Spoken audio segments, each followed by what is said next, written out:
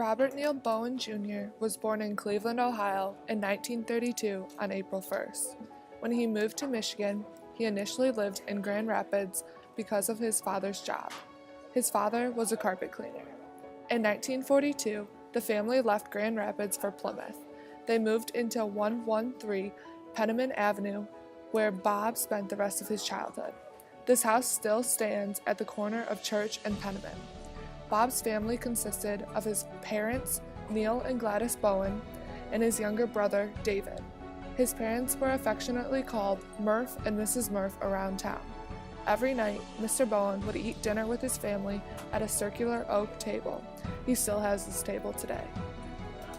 Robert was a graduate from Plymouth High School in 1951. Although he didn't attend many outside activities, he was a member of the tennis team for 4 years and a captain. Additionally, he was an active member of Boy Scouts, choir, and the Boys' Glee Club. His favorite teacher was Miss Waldorf, the poetry teacher, or Miss Overton, his art teacher. His favorite subject was science, particularly biology. From an early age, he loved animals, and this was a way to study these creatures more. He loved spending time in northern Michigan at Lake Michigan.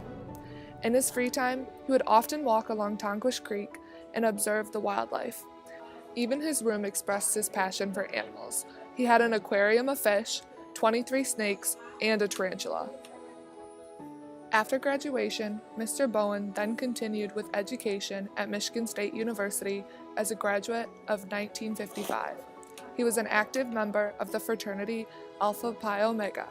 After his freshman year at Shaw Hall, he decided that he didn't like dorm life. He graduated with a degree in zoology.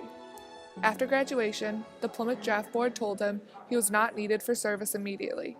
Mr. Bowen then decided to take a trip to the Atlantic coast to see an ocean for the first time. This trip convinced Mr. Bowen to pursue his master's. This led him to Hawaii, where he pursued a master's degree in anthropology. During his time there, he worked at the Bishop Museum and taught anthropology. In his classroom, he would bring real-life examples and hands-on activities for his students. For example, he once made an archaeological site out of sand in the classroom with real artifacts for his students to study. Towards the end of his master's program, Mr. Bowen was drafted into service. He left Hawaii and went back home to Michigan. He served in the infantry in West Germany. This is where he met his first wife, but this marriage did not last long.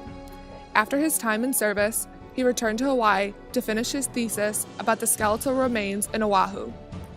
After his time in Hawaii, Robert Bowen worked as director and curator of anthropology at Cranbrook Institute of Science from 1972 to 1980. During this time, he took a trip to Africa and met Dr. Mary Leakey and her son Richard. This eventually led to him being invited to work with the Leakeys in Tanzania, where they found 3.5 million-year-old footprints, believed to be the oldest in existence by upright members of the family of man. In 1981, Bob Bowen moved to Arizona to be the director of the Museum of Northern Arizona. He moved with his wife, Lee, and his 2 children, Tom and Karen, and his 2 dogs. During this time, he was on a committee to develop a curriculum for a Navajo school and assist with the development of a state park. Today, Mr. Bowen is retired in the state of Washington.